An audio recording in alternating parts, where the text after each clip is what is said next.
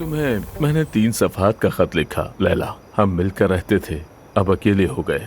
1 थे 2 हुए, 2 से 3 हो जाते, यानी 2 से 3 हो जाते। उफ, लैला बैंकर है ना? हाँ। यानी वो अददी सोच रखने वाली है, जुबानी नहीं। तुम्हारी ये 3-4 सफ़े की कहानी उस पर असर नहीं करेगी। तो फिर क्या करूं? क्या जाकर बीवी को अपने अकाउंट की स्टेटमेंट दूं ताकि मेरा रिश्ता चलता रहे और ना टूटे? तुम बताओ क्या करूं मैं आखिर? अलहदा हो जाओ। अलहदा हो जाऊं? अरे खुदारा ये मत कहना, 4 सफ़हात याद किए थे, कहाँ जाऊं अब? जालिम बनो, 2 टोक बात करो, रियाजी का अंदाज अपनाओ। रियाजी का अंदाज? देखो, उसने तुम्हें छोड़ने की बात की है ना, उसे हैरान करो। तुम ही छोड़ दो उसे अपने पीछे भगाओ।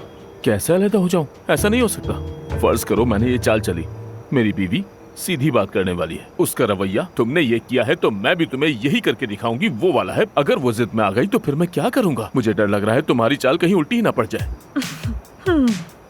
मैंने इन चालों पर पूरी किताब लिखी है जिसका नाम है इश्कम। अब तुम मेरी बात ध्यान से सुनो, और आधे नहीं पूरे ध्यान से, 5 कान 4 आंखों से सुनो। होशियार रहो, चौकन्ने हो।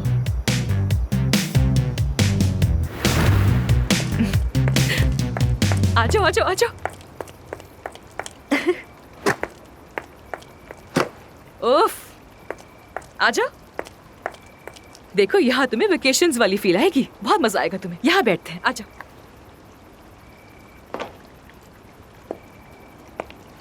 हाय, पानी कितना गर्म है। आमिर, आजो आजो।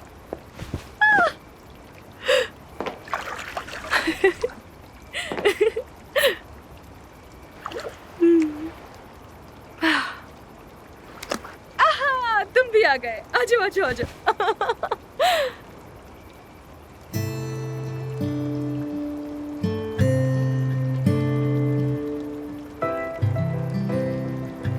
तो हमारी पार्टनरशिप खत्म हो गई, एक दूसरे से दूर हो गए हम। ये जिद्दीपन, ये अना बिल्कुल फजूल है। मैं 3 महीने बाद जा रही हूँ, वैसे भी जबान थक गई ये बात कहते हुए मेरी। मेरे लिए कोई फर्क नहीं पड़ता, मैं तो पहले ही छोड़ चुका हूं। तुम जो चाहो कर सकती हो, तुम्हारी मर्जी।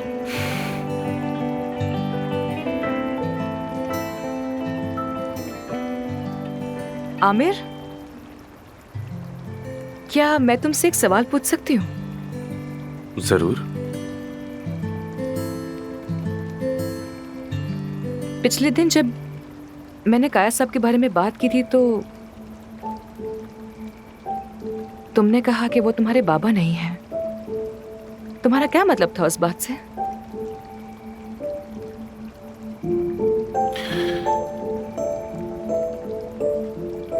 एक पुराना और बहुत पेचीदा मसला है जो अब तक हल ना हो सका, बस इतना ही कह सकता हूँ। शायद मैं हद से बढ़ गई। आई एम रियली सॉरी, बुरा मत बनाना।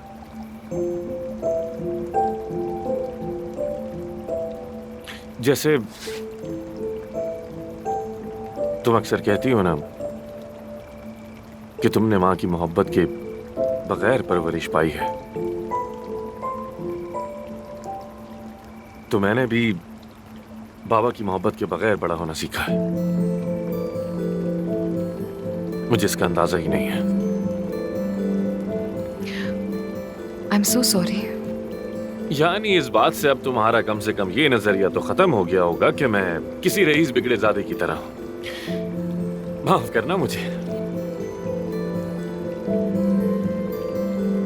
मेरा मकसद तुम्हारा जख्म छेड़ना नहीं था, बिल्कुल भी। और बहुत शुक्रिया कि तुमने मुझसे अपनी ये बात शेयर की।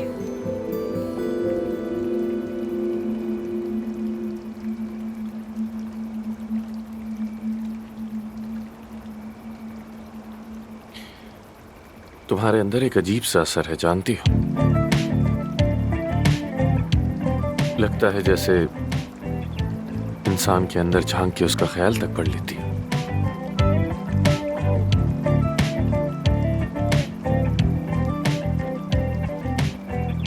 काश मैं वाकई पढ़ सकती कि तुम्हारे दिल में क्या है।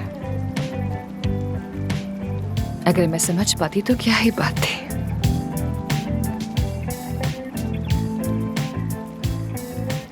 शायद तुमने किताब को गलत सफ़े से खोल लिया हो।